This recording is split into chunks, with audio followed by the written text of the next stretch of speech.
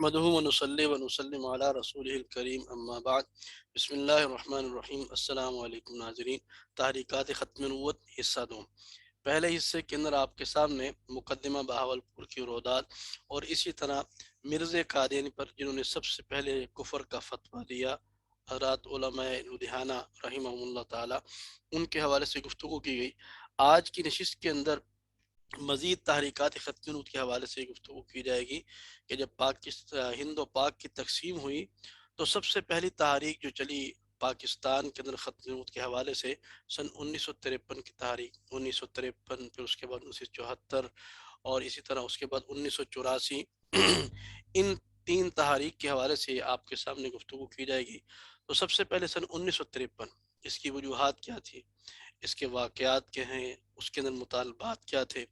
اور پھر ساری محنتیں کرنے کے بعد نتائج کیا نکلے، اس حوالے سے انشاءاللہ گفتگو کی جائے گی۔ تو سن 1953 کی تحریک چلنے کے اسباب، محرکات، اس کی وجوہات کیا تھیں؟ یہ دو وجوہات آپ کے سامنے جو لکھی ہوئی ہیں کہ نمبر ایک وزیر خارجہ ظفر اللہ خان قادیانی کی سرگرمیاں، نمبر دو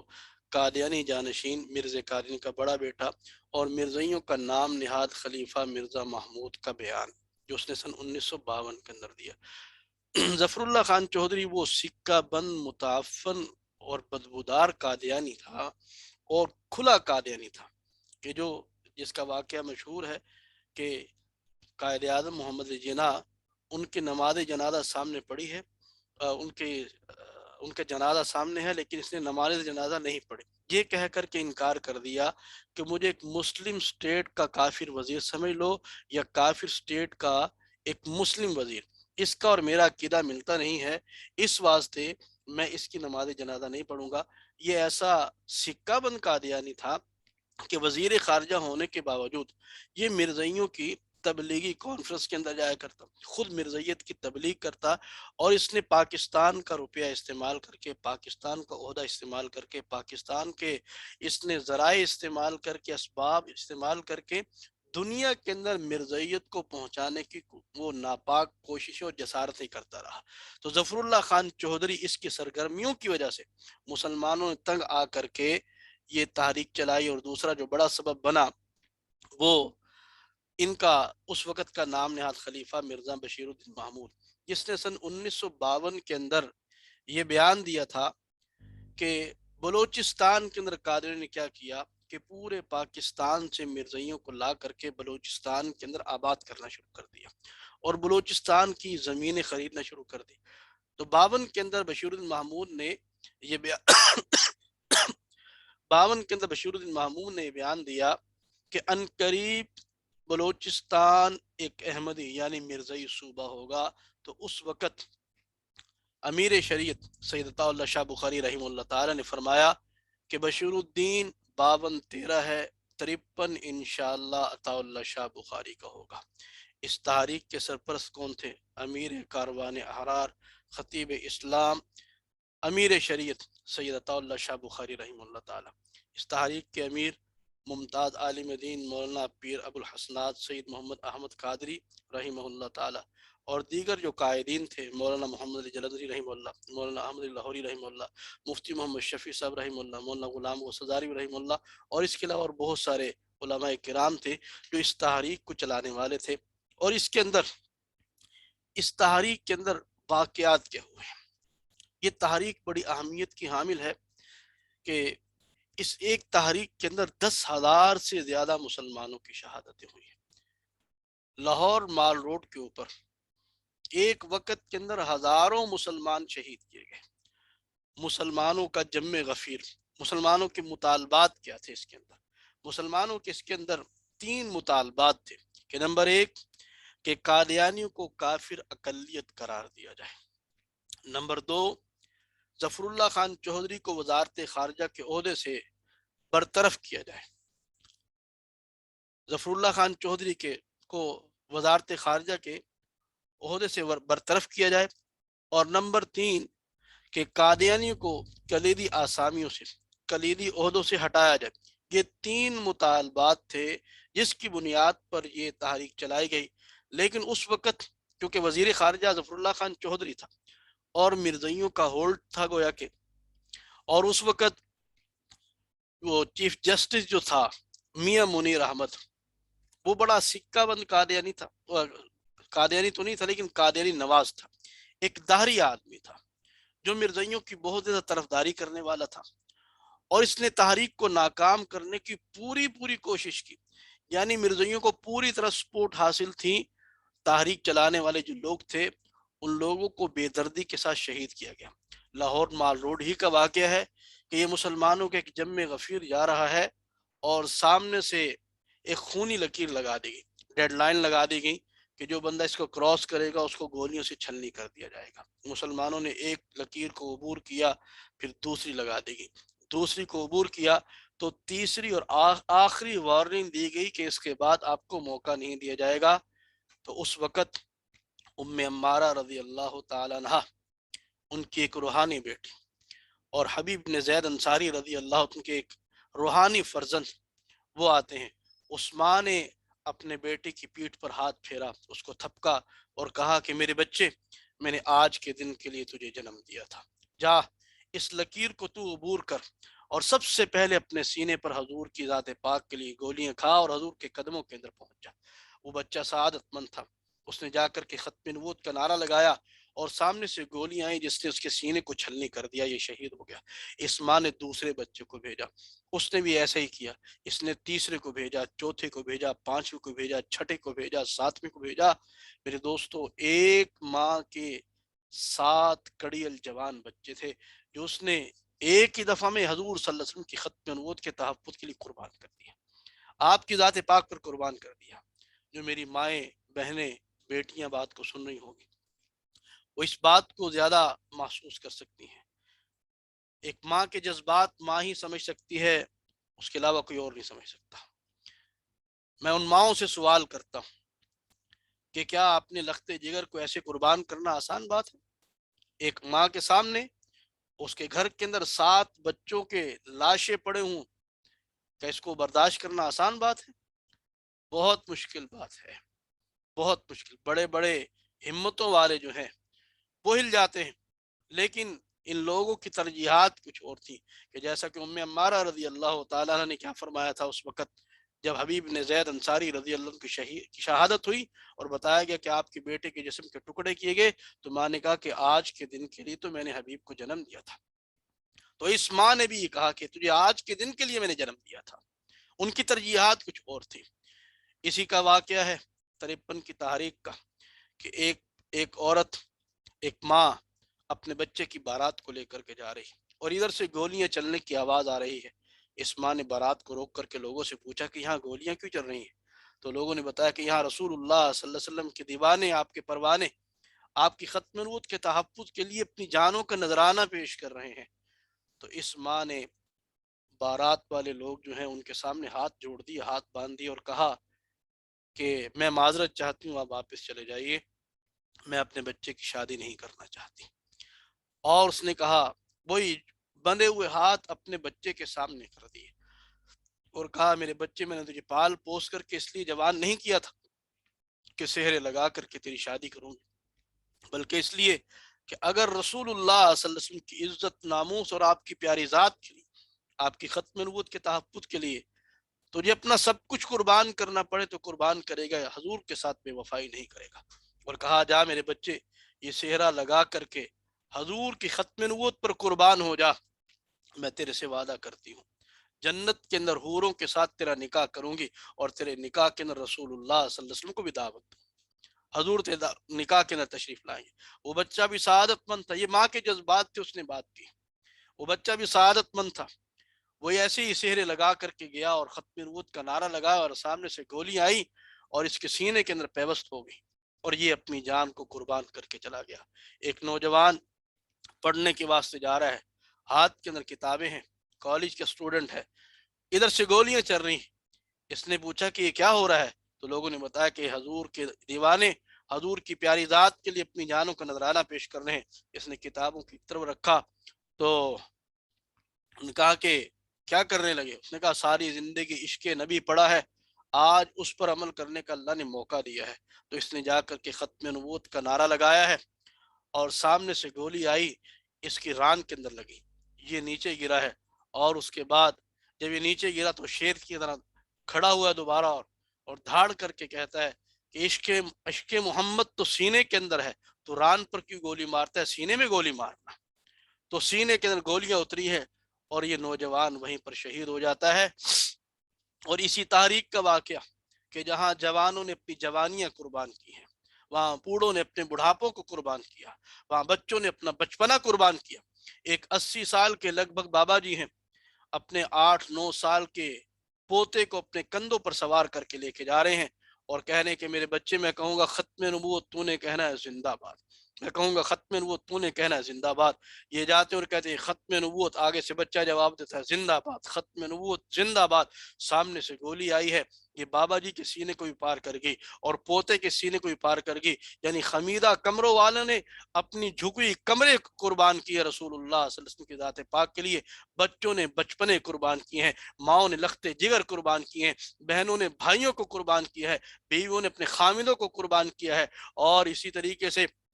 کسی مسلمان نے کسی بڑی سی بڑی قربانی سے گریز نہیں کیا۔ اس طرح 10,000 سے زائد مسلمان شہید ہوئے ہیں،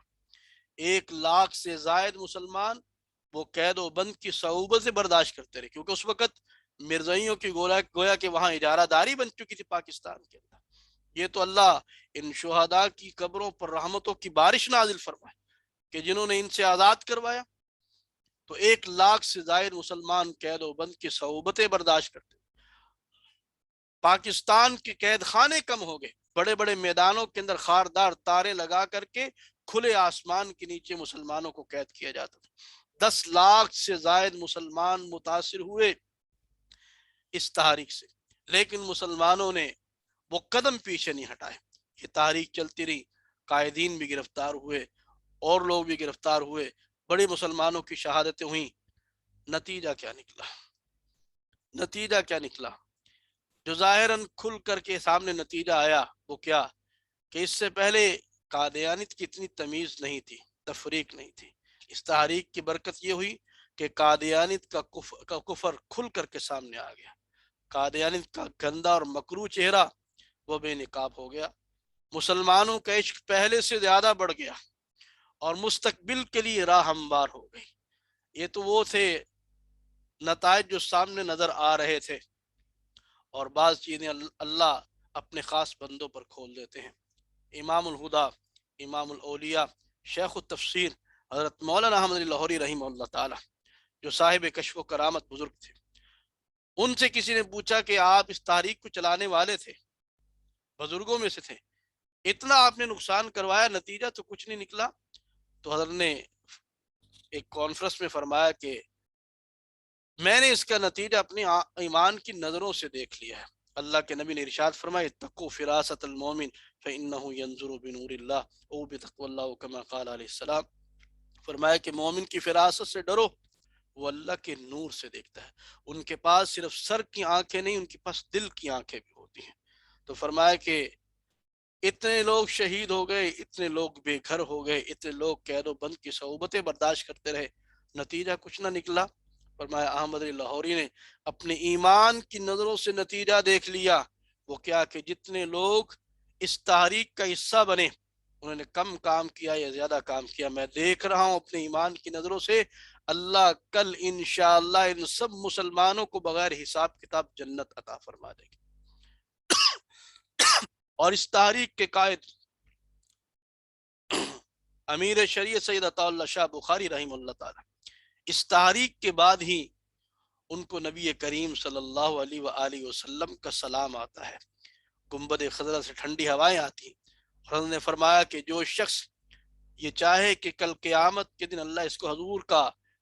باڈی گارڈ، حضور کا چوکیدار بنا کر کے اٹھائے، تو اس کو چاہیے کہ حضور کی ختم نبوت کا تحفظ کرے۔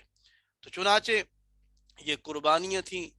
جو رنگ لے کر کے آئیں سن 1974 کی تحریک۔ 1974 کے اندر یہ شہداء کا خون رنگ لے کر کے آیا، ظاہری طور پر بھی۔ ویسے تو مسلمان کا خون ضائع نہیں جاتا، مسلمان کا تو ایک اٹھا ہوا قدم وہ کبھی ضائع نہیں جاتا۔ تو تحریک تحفظ ختم نبوت سن 1974، اس کی وجوہات، واقعات، مطالبات کیا تھے؟ اس کی وجوہات کیا تھیں کہ مرزئی وہ بدمست ہاتھی بننا شروع ہو گئے، اور مرزئی نے اب کیا کیا کہ عوامی حلقوں سے نکل کر کے حکومتی عہدوں اور دفاتر کا رخ کیا کہ کسی طرح پورے پاکستان کے اوپر اپنی اجارہ داری قائم کر دی جائے۔ سن 1970 کے انتخابات میں ان کو چند سیٹیں بھی مل گئی، ایک سیاسی جماعت کے ساتھ یہ وابستہ ہو گئے، اور اب انہوں نے خواب دیکھنا شروع کر دیے کہ عنقریب پاکستان جو ہے ہماری آماجگاہ بن جائے گا۔ بلکہ مرزائیوں کا اس وقت جو نام نہاد خلیفہ تھا، یہ ایک دفعہ جلسے کے اندر بیان کر رہا ہے تو اس وقت ایئر مارشل جو تھا وہ ظفر چودھری تھا، تو جہاز آیا، اس نے وہ کیا کہتے ہیں آیا، اس نے آ کے سلامی دی، ایک آیا، دوسرا آیا، تیسرا آیا، اس نے اس کو آ کے سلامی دی ہے، تو اس نے ایسے اپنا دامن اٹھایا اور کہا کہ میں دیکھ رہا ہوں کہ عنقریب پاکستان ایک احمدی اسٹیٹ ہوگا۔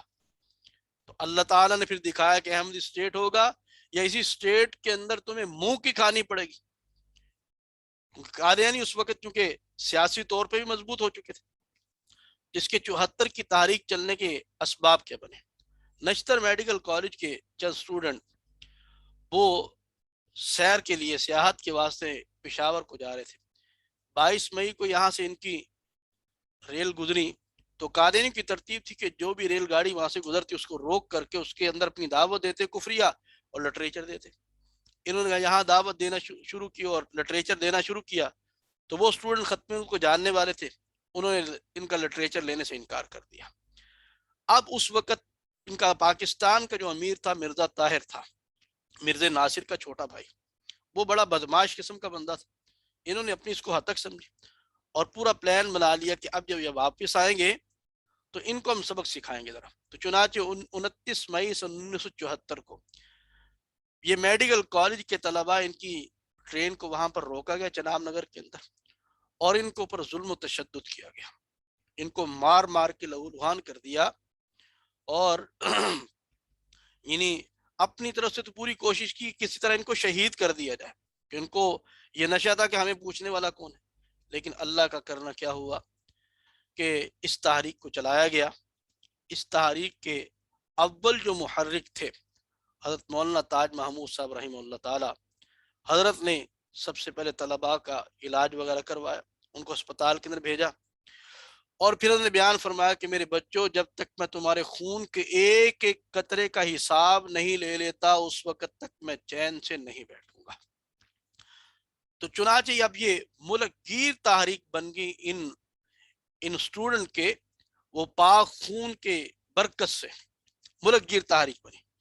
اور اس کے اندر پھر دو مطالبات رکھے گئے تھے کہ نمبر 1 قادیانی کو ان کے کفری عقائد کی وجہ سے کافر اقلیت قرار دیا جائے، نمبر 2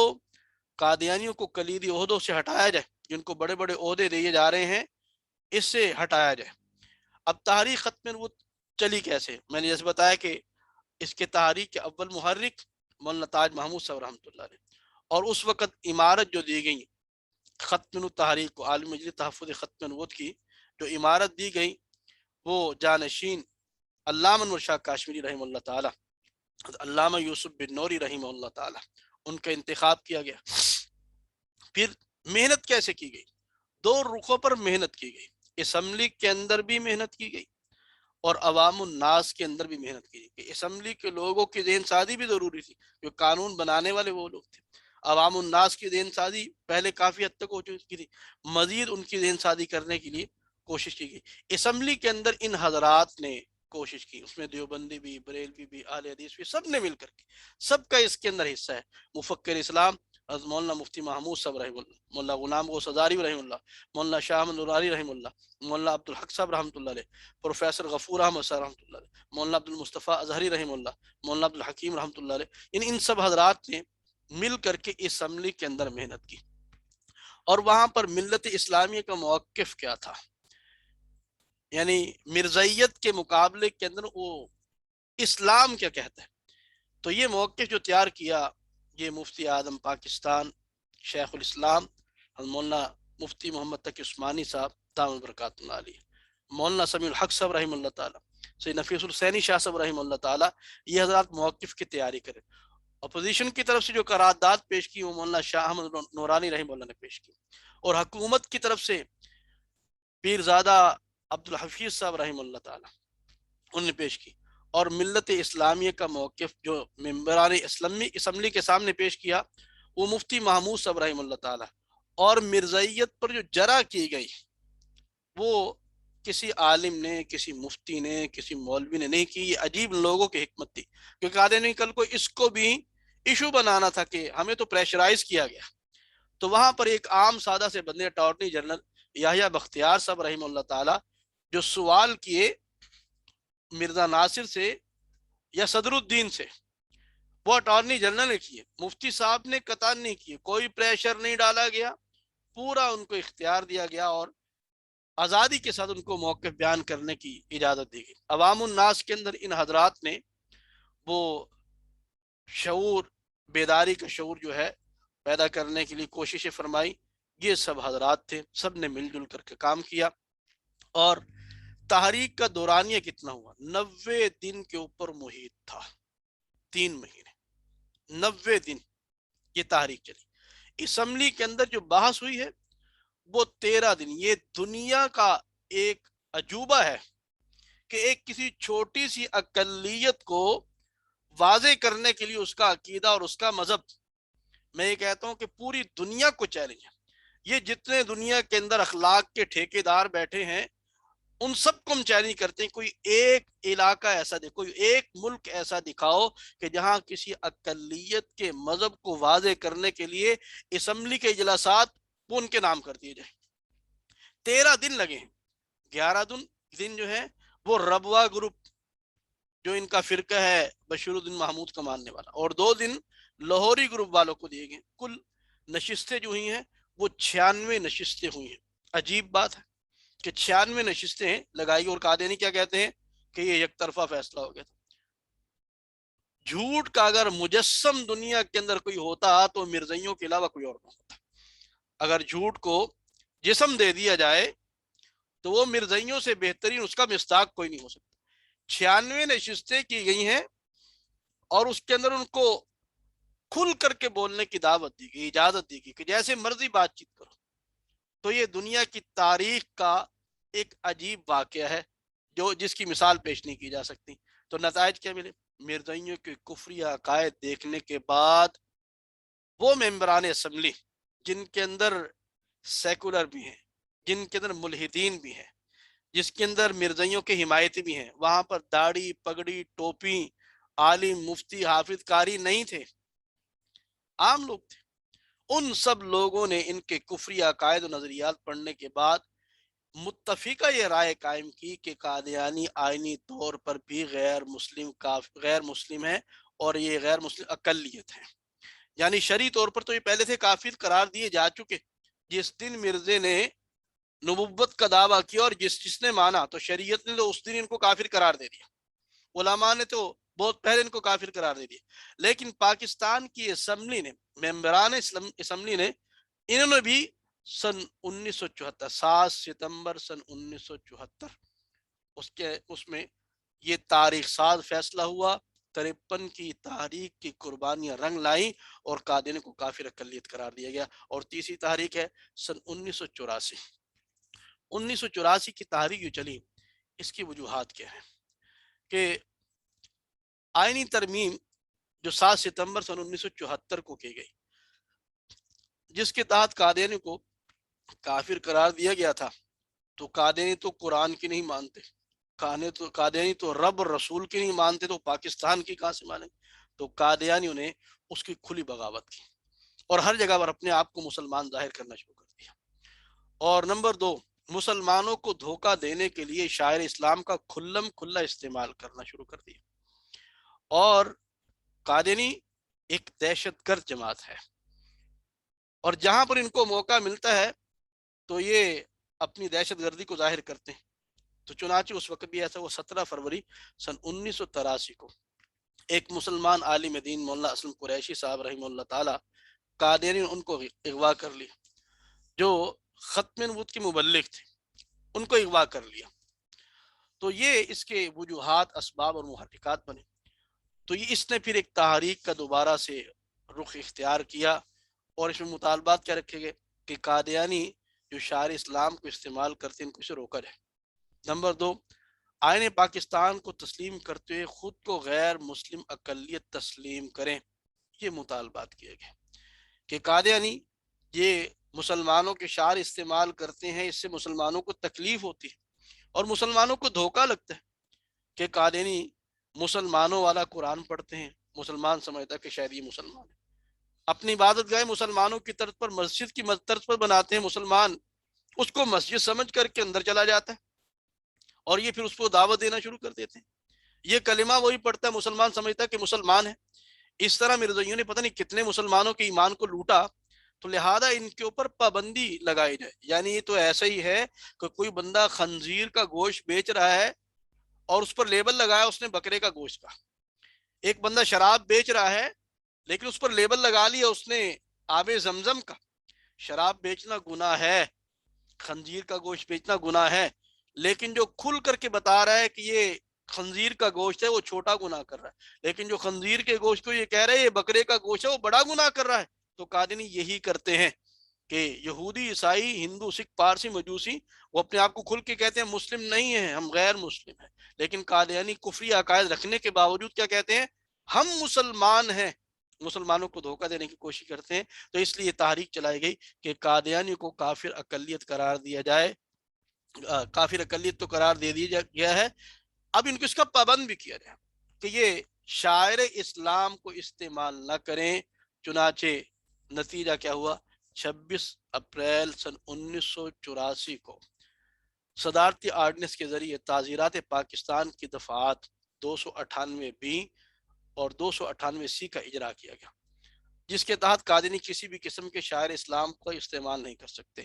یعنی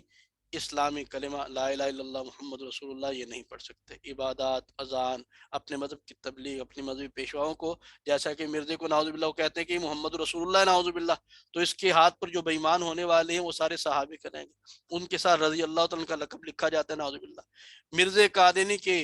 جانشینوں کو امیر المؤمنین خلیفۃ المسلمین کہتے ہیں، مرزے قادیانی کی کافرہ مرتدہ اور زندیقہ بیوی نصرت جہاں بیگم کو ام المؤمنین کہتے ہیں، اس کے کافر گھرانے والے کو اہل بیت رسول کہا جاتا ہے، خود کو مسلمان ظاہر کرتے ہیں، تو اس کے متعلق یہ 298B 298C کا اجرا کیا گیا کہ ان چیزوں میں سے اور اس طرح کے اور جتنے شاعر اسلام ہیں ان کو قادیانی استعمال نہیں کر سکتے، اگر کریں گے تو 3 سال ان کو قید ہوگی اور ساتھ اس کے جرمانہ بھی ہوگا۔ تو یہ 3 تحریکات 53، 74، 84 جس کے اندر تدریجاً قادیانی کے خلاف کام ہوا، یہ امت مسلمہ کی کاوشیں تھیں، محنتیں تھیں، ہمارے آباء و اجداد کی محنتیں تھیں، وہ اپنا خون لگا کر کے اس تحریک کو چلا کر کے گئے ہیں، اس کام کو بڑھا کر کے گئے ہیں، اور یہ امانت گویا کہ انہوں نے ہمیں سونپی ہے، ہم اپنے بڑوں کی امانتوں کے امین ہیں، اگر انہوں نے اپنا خون دیا، آج کا مسلمان کم سے کم اپنا پسینہ تو لگا دے، اپنا وقت تو لگا دے، انہوں نے اپنی جانیں قربان کی، اپنی اولادیں قربان کی، ہم اولادیں قربان نہیں کر سکتے، اولادوں کے لیے، اولادوں کو اس کام کے لیے لگا تو دیں کہ تھوڑا بہت تو وقت نکالیں۔ اللہ تعالیٰ ہم سب کو اپنے پیارے حبیب صلی اللہ علیہ وسلم کی ختم نبوت کے تحفظ کے لیے اپنا تن من دھن اور سب کچھ لگانے، لٹانے، وارنے کی توفیق عطا فرمائے، اور اخلاص و للہیت کے ساتھ تا دم آخر اس کام کے ساتھ جڑا رہنے کی توفیق عطا فرمائے۔ وآخر دعوانا ان الحمد للہ رب العالمین۔